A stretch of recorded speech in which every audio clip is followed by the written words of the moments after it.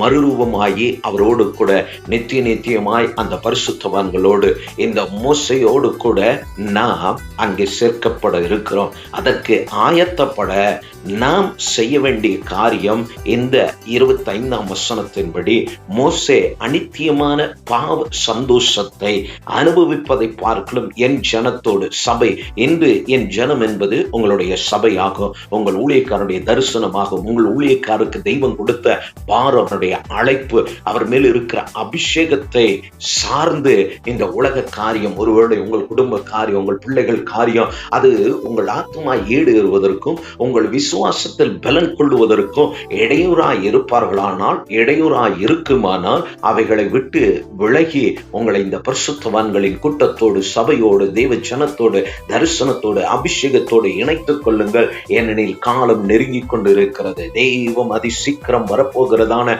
நாட்களிலே நாம் காத்திருக்கிறபடினாலே நாம் இந்த மோசையை போல அநித்தியமான இந்த உலக காரியத்தை நமக்கு தேவைதான். ஆனால் கர்த்தர் நமக்கு சொல்லி இருக்கிறார், ஒன்றை குறித்தும் கவலைப்படாதிருங்கள், உங்களை போஷிக்க உங்கள் பிதா வல்லவராய் இருக்கிறார், அவர் கொடுக்க நாம் வாங்கிக் கொள்ள முடியும். நம் ஒருவரையும் அவர் பட்னியாய் விடமாட்டார், வீடு இல்லாமல் விடமாட்டார், படிப்பில்லாமல் விடமாட்டார், எல்லாவற்றையும் அருளுகிற தெய்வம் அவர். ஆதலால் இது யாருக்காகவோ அல்ல, கேட்டுக்கொண்டிருக்கிற நம் ஒவ்வொருவருக்காக, உங்களுக்காக தெய்வம் சொன்ன வார்த்தையாகும். ஆதலால் மனம் தளர்ந்து போக வேண்டாம், சோர்ந்து போக வேண்டாம், திடப்படுங்க, தைரியப்படுங்க, விசுவாசத்தை விட்டுவிடாதபடி நாம் வாசித்த அந்த வார்த்தையில விசுவாசத்தை கொண்டு மோசே அவைகளை எல்லாம் விட்டு வெளியேறி தேவ ஜனத்தோடு சேர்ந்து கொண்டான். கடைசியா அவன் விட்டு வந்த யாவும் வீணாய் போனது.